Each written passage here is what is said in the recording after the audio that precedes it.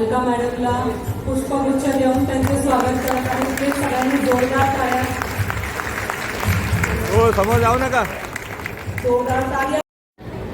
मैं अपनी बात को रखूं उससे पहले जो तस्वीर आप देख रहे हैं वो शख्स भारत का सबसे युवा प्रधानमंत्री रहे श्री राजीव गांधी जी हैं।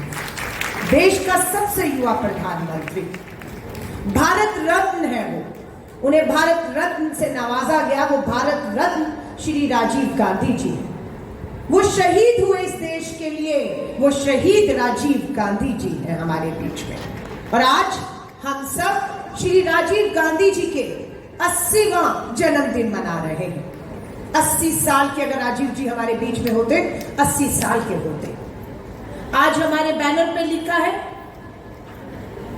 भारत रत्न श्री राजीव गांधी जी का महिलाओं की राजनीतिक भागीदारी में योगदान किया था। इस आदि आबादी जो आज हमारे सामने बैठी है, श्री राजीव गांधी जी ने हमारे लिए क्या किया, क्या देकर गए हमें विरासत में, आज बताना चाहती हूं। देश भर में 14 लाख बहनें पंच और सरपंच हैं, पार्षद और मेयर हैं, महिला आरक्षण के तहत है, जो श्री राजीव गांधी जी देकर गए। वरना संभव नहीं होता कि 14 लाख बहनें आज राजनीतिक सशक्तिकरण के तहत पंच और सरपंच बनके गांव के विकास कर रही होती, सदनों में हक और अधिकारों के लिए लड़ रही होती। आज हम भारत रत्न स्वर्गीय श्री राजीव गांधी जी को श्रद्धांजलि देते हैं और उन्हें याद करते हैं। श्री राजीव गांधी जी की देन थी आज हमारी बेटियां बैठी हुई हैं। जब देश आजाद हुआ तब महिलाओं को वोट देने का अधिकार नहीं था। देश आजाद हुआ, वोट हुआ, सरकार चुनती थी, महिलाओं को हक नहीं था। उस समय बाबा साहब अंबेडकर और पंडित जवाहरलाल नेहरू ने मिलकर सबने तय किया कि नहीं, पुरुषों के बराबर की हकदार है आधी आबादी, उसे भी वोट का अधिकार मिलना चाहिए। और आजादी के बाद पहले चुनाव में महिलाओं का वोट का अधिकार मिला। लेकिन राजीव जी ने कहा ये महिलाएं वोट ही देंगी नहीं, ये चुनाव में खड़ी भी होंगी, ये चुनाव लड़ेंगी भी और ये फैसले करेंगी, इनके हाथ में कलम सौंपी जानी चाहिए। और ये राजीव जी की सोच थी। हमारी 18 साल की बेटियां, वोट का अधिकार नहीं था 18 साल में, वोट करने की उम्र थी 21 साल। श्री राजीव गांधी जी ने तय किया कि नहीं, अब वोट करने की उम्र 18 नहीं, 21 नहीं, 18 की जाती। और मेरी बेटियों को भी, 18 साल की बेटियों को हक और अधिकार दिया, अपने मुद्दों पर वोट करें और अपना नेता चुने, अपनी सरकार चुने। प्रज्योति ने जिक्र किया, आज हर बहन के हाथ में मोबाइल है। जो मेरी तरह 70 के दशक में पैदा हुई, एक ब्लैक एंड व्हाइट टीवी हुआ करता था, कभी कभी चित्रहार और हफ्ते की एक मूवी फिल्म आती थी। कोई घर से चला गया मीलों दूर तो पता भी नहीं होता था कहां है क्या है। लेकिन आज हर एक के हाथ में मोबाइल है। अमेरिका में भी चुनाव हो रहा है प्रेसिडेंट का, सीधा लाइव प्रसारण देख रहे हैं। ये किसकी देन है? ये दूरसंचार क्रांति, ये कंप्यूटराइजेशन श्री राजीव गांधी जी की सोच थे कि आज जो आधुनिक भारत हम देख रहे हैं उसकी नींव किसी और ने नहीं, राजीव गांधी जी ने रखी है। आज हम सब यहां पर आए हैं, आजादी के 78 साल मना रहे हैं। देश आजाद हुआ, आधी आबादी बेटियां आजाद हुई, आजादी महसूस करती हैं, आजादी से बिना खौफ बिना डर अपनी मर्जी से कहीं आ जा सककर जिंदगी में कुछ करना चाहती है तो कर पा रही है? ये सवाल हमें खुद से पूछना होगा। इसका दोषी कौन है, इसका जिम्मेदार कौन है? वो आधी आबादी या हम भी इसके दोषी हैं कि आज देश तो आजाद हो गया और 15 अगस्त को हमने आजादी के 78 वर्ष मनाए, पर आज पता चलता है कि बदलापुर में स्कूल में पढ़ने वाली बच्ची भी सुरक्षित नहीं है, उस पर भी गलत निगाह डाली गई, उसके साथ भी शारीरिक छेड़खानी की गई। ये महाराष्ट्र की धरती पर हुआ है, ये बदलापुर में हुआ है। कहीं कोई आवाज, कोई चिंगारी, कोई गुस्सा, कोई संदेश कि बस बहुत हो गया, बस करिए आप ये सब। कब तक सहन करेंगी? कब तक बेटियों नारा देते हैं बेटी बचाओ बेटी पढ़ाओ। अरे माँ बाप मेहनत करके बेटियों को पढ़ा रहे हैं पर सरकारें बचा नहीं पा रही हैं। बेटियां पढ़ रही हैं लेकिन बेटियां बच नहीं रही। पश्चिम बंगाल के कलकत्ता में पढ़ी लिखी बेटी, डॉक्टर बेटी सबसे सुरक्षित जगह अस्पताल में काम कर रही थी, अपनी ड्यूटी अपना फर्ज निभा रही थी, लेकिन रात को दरिंदा अस्पताल में घुसता है, डॉक्टर बेटी के साथ बलात्कार करके उसकी निर्मम हत्या कर देता है। यह 20 अगस्त के महीने की बात है, आजादी मना रहे हैं। उत्तराखंड में नर्स बेटी के साथ सामूहिक बलात्कार हत्या।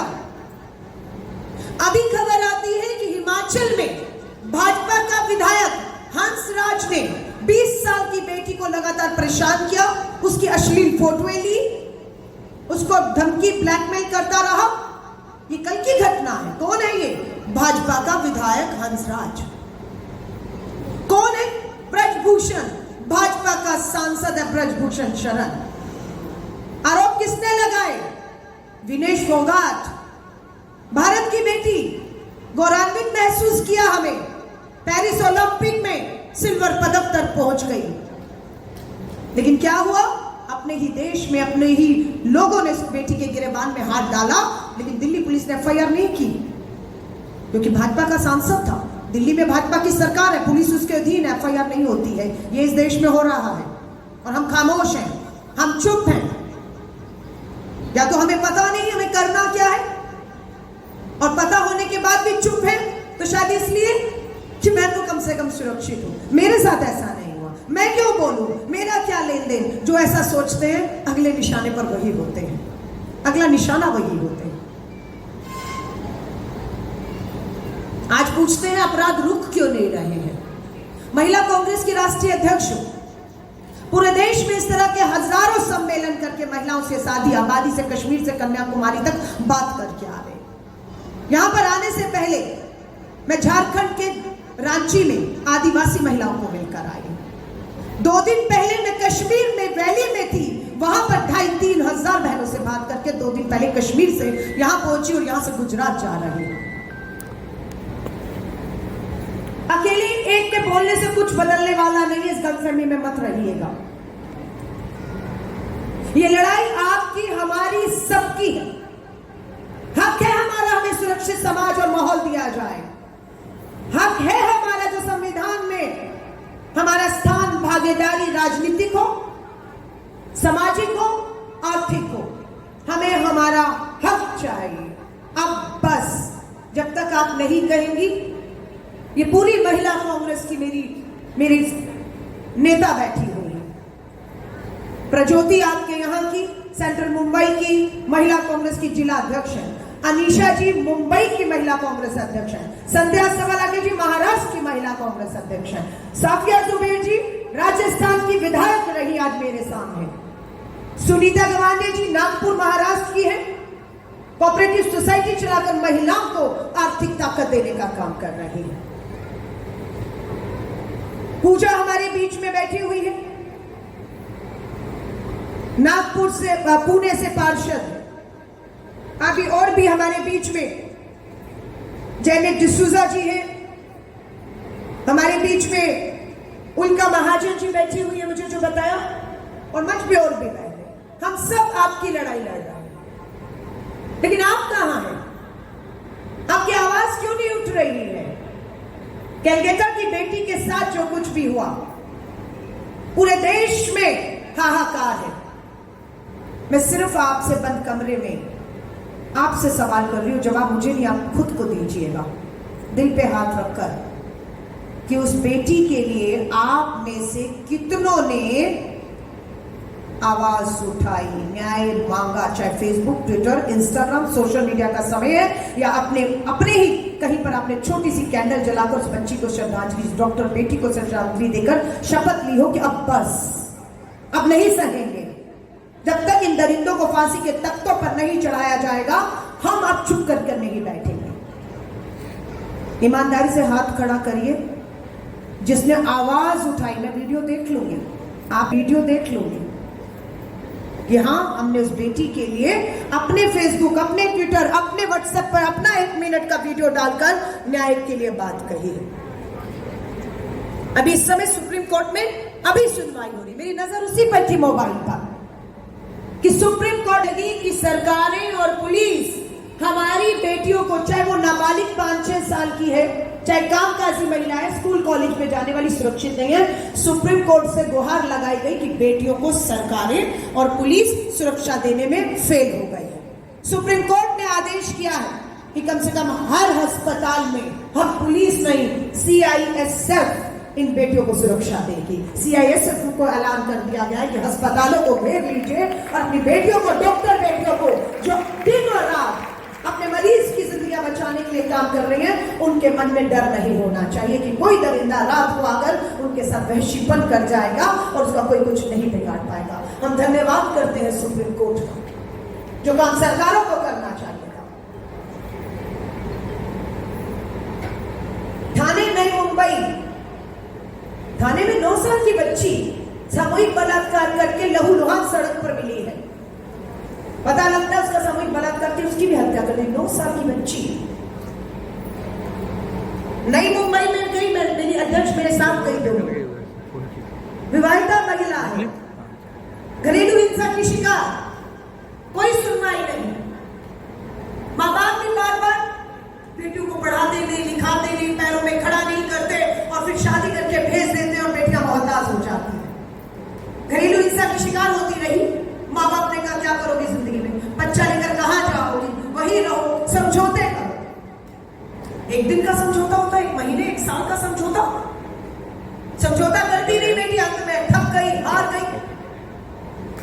बताया ख्याल आ रहे थे कि बेटियों को मार के खुद मर जाओ। 3 साल का बेटा गोद में हम मिलकर आए, बच्चा नहीं खत्म किया, घर छोड़ के निकल गई। मंदिर में शांति के प्रार्थना करूंगी, भगवान के चरणों में रहूंगी, मन शांत हो जाएगा। ये विचार चले जाएंगे कि बच्चे को मारकर आत्महत्या करूं क्योंकि घरेलू हिंसा की शिकार हूं और कहीं कोई रास्ता नहीं दिख रहा था। क्या हुआ, 6 तारीख को निकली, 7 को वापस नहीं लौटी। परिवार पुलिस के पास जाता है, पुलिस कहता है कोई बच्ची नहीं है,